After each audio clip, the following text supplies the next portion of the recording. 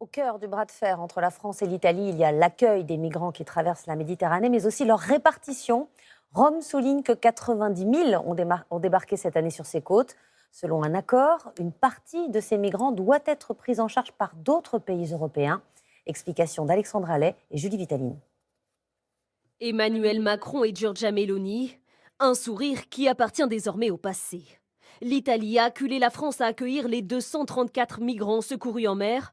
Gérald Darmanin dénonce un comportement irresponsable et annonce des mesures de rétorsion. En représailles, la France n'accueillera plus sur son territoire 3500 migrants arrivés en Italie, qu'elle s'était pourtant engagée cet été à accepter. Et ça ne s'arrête pas là. Les contrôles aux frontières seront renforcés, comme dès cet après-midi à Menton. Réponse sans détour de son homologue italien. La réaction de la France face à la requête d'accueillir 234 migrants, quant à l'Italie en a accueilli 90 000 seulement cette année, est totalement... L'Italie estime déjà prendre sa part de migrants et accuse ses partenaires européens de manquer de solidarité. Alors, quelles règles doivent s'appliquer ?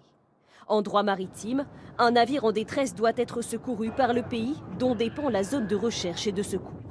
L'Ocean Viking avait dans un premier temps fait appel à Malte, puis à l'Italie, qui ont ignoré ces appels. En matière d'accueil des migrants, l'Union européenne a adopté en juin dernier un pacte de solidarité.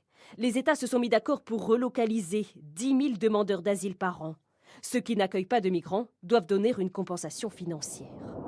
Mais les États européens jouent-ils le jeu ? Depuis l'adoption du texte en juin, ce mécanisme ne s'est en fait appliqué qu'à l'Italie. Et sur l'objectif des 10 000 demandeurs d'asile, seuls 117 migrants ont été relocalisés dans un autre pays de l'Union. Des pays européens qui, dans leur ensemble, ne sont pas à la hauteur. On voit bien qu'en réalité, les États ne sont pas convaincus et que même au-delà de ça, ce sont des mécanismes qui aujourd'hui fonctionnent au rabais, voire dysfonctionnent. Une solidarité européenne à la peine. Depuis la crise de 2015, aucune solution pérenne n'a été trouvée.